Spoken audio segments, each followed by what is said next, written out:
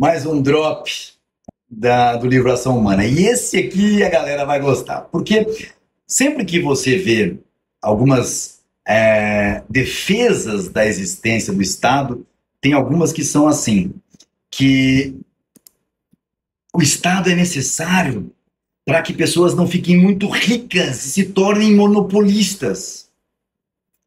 Bom, primeiro, Mises trata do assunto monopólio de forma inicial, né? Porque tem uma parte mais para frente no livro que ele vai tratar. Nós estamos aqui no livro, no capítulo Mercado, capítulo 15 do livro. Ele trata desse assunto dentro do item, do capítulo 15, o mercado, item 6, a competição.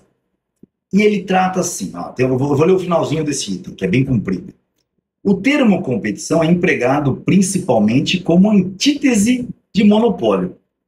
No entanto, o termo monopólio é aplicado com significados diferentes que precisam ser claramente diferenciados.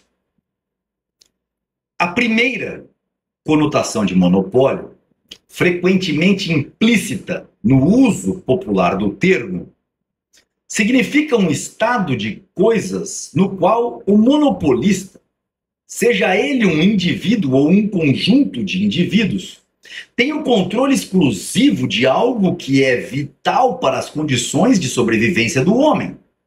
Este monopolista tem o poder de matar de fome todos aqueles que não obedecem às suas ordens. Determina, e os outros não têm alternativa, ou se submetem ou morrem. Em tal situação de monopólio, não há nem mercado, nem competição cataláctica. O monopolista é o senhor e os outros são os escravos, inteiramente dependentes das suas boas graças. Não há necessidade de se estender sobre esse tipo de monopólio. Ele não tem nenhuma relação com uma economia de mercado. Basta dar um exemplo. Um Estado socialista universal exerceria esse monopólio absoluto e total. Teria o poder de arrasar seus oponentes, fazendo-os morrer de fome, como de fato o fez o Holodomor na Ucrânia, né? Então tem uma nota de rodapé nessa parte do livro que manda, você quer ver quando isso aconteceu? Vai lá, leia Trotsky, 1937, como citado por Hayek no livro O Caminho da Servidão. Mas continuando, a segunda conotação de monopólio difere da primeira na medida em que descreve uma situação compatível com as condições de uma economia de mercado. Um monopolista, neste caso, é um indivíduo ou um grupo de indivíduos agindo coordenadamente que tem o controle exclusivo da oferta de uma determinada mercadoria. Se definirmos o monopólio dessa maneira, o monopólio está por toda parte. Os produtos de cada indústria de transformação são mais ou menos diferentes uns dos outros. Cada fábrica produz produtos diferentes daqueles produzidos por outra fábrica. Cada hotel tem um monopólio da venda de seus serviços no local onde está situado. Nenhum outro está lá para suprir os mesmos serviços daquele local exato. Os serviços profissionais prestados por um médico ou por um advogado nunca são exatamente iguais aos prestados por outro médico ou advogado, exceto quanto a certas matérias-primas, gêneros alimentícios e outros produtos de uso corrente. O monopólio está por toda parte no mercado. Seja como for, o mero fenômeno do monopólio não tem significado ou importância para o funcionamento do mercado e para a determinação de preços. Por si só, não outorga ao monopolista qualquer vantagem na venda de seus produtos. Em virtude da lei dos direitos autorais, qualquer versejador tem o monopólio da venda de sua poesia. Mas isso não influencia o mercado. Pode ser que nenhum preço possa ser obtido em pagamento de seus versos e que seus livros só possam ser vendidos a peso para virar carvão, queimar na lareira. O monopólio, nessa segunda acepção da palavra, torna-se um fator para a determinação dos preços. Somente se a curva da demanda do produto monopolizado tiver uma forma específica. Se as condições são de tal ordem que o monopolista possa assegurar para si mesmo maiores receitas líquidas ao vender uma quantidade menor de seu produto por um preço mais elevado, em vez de vender uma quantidade maior por um preço mais baixo, estamos diante de um preço monopolístico, maior do que o preço que o produto alcançaria no mercado se não houvesse o monopólio. A Ferrari, a Hermès. Pois bem, os preços monopolísticos são um importante fenômeno de mercado, enquanto que o monopólio em si só tem importância se puder resultar na formação de preços monopolísticos. Se não, não. Costumam se chamar de preços competitivos aqueles que não são monopolísticos. Embora se questione a adequação dessas terminologias, ela é geralmente aceita e seria difícil substituí-la. Mas devemos precaver-nos contra possíveis interpretações errôneas. Seria um grave erro deduzir da antítese preço monopolístico, preço competitivo, que o primeiro é o resultado da ausência de competição. Ué, então no preço monopolístico não existe ausência de competição? Não. No mercado, há sempre competição cataláctica. A competição cataláctica é um fator para a determinação de preços monopolísticos, tanto quanto é para a determinação de preços competitivos.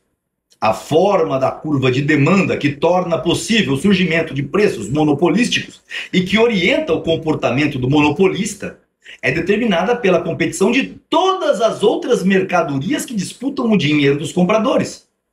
Quanto mais alto o monopolista fixa o preço da Ferrari, pelo qual está disposto a vender, maior será o número de compradores que não atingem a possibilidade de compra, maior será o número de compradores potenciais que usarão o dinheiro para comprar outros bens. No mercado, toda mercadoria compete com todas as outras mercadorias. Há quem sustente que a teoria cataláctica dos preços não serve para o estudo da realidade porque nunca houve competição livre, ou porque, pelo menos hoje em dia, ela não existe mais.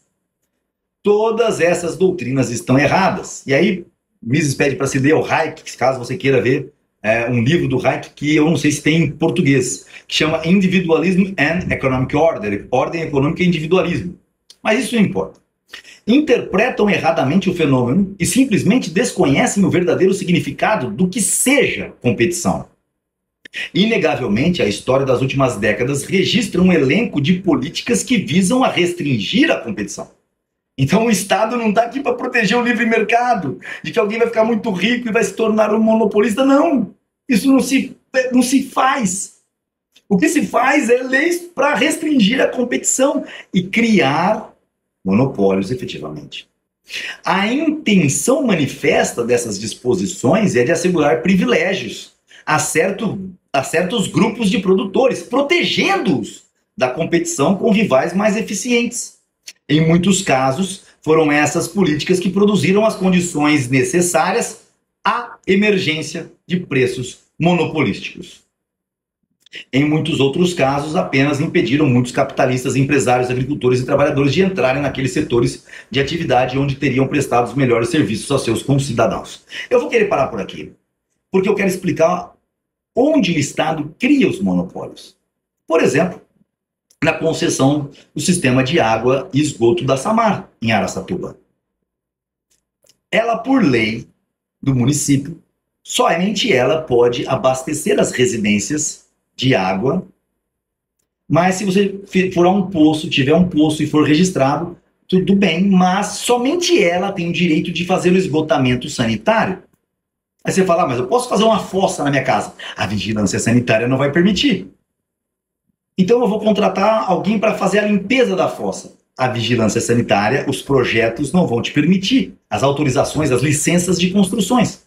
O Estado cria os monopólios através do alvará de construção que ele te cede na hora que você faz o projeto da sua casa. É nesse ponto que o Estado cria os monopólios e as soluções mais caras para todo o mercado. É de suma importância que nós possamos entender isso e lutar contra qualquer intervenção de mercado, seja nas linhas de ônibus urbanos circulares, que criam-se máfias, porque se enriquece muito, porque o Estado passa a subsidiar, dando dinheiro para esse povo, sejam nas concessões de água e esgoto, com direito a somente ela atender demandas que não sejam aceitas pelo próprio Estado, que as garante lá e que vivem numa simbiose paraestatal. Então nós devemos entender que a nossa preocupação não deve ser com a competição cataláctica, e sim com as intervenções estatais. Tá certo? Continuem atentos aos drops. Pense bem, faça o curso no curso, tudo isso é apresentado com muito mais profundidade. Abraço!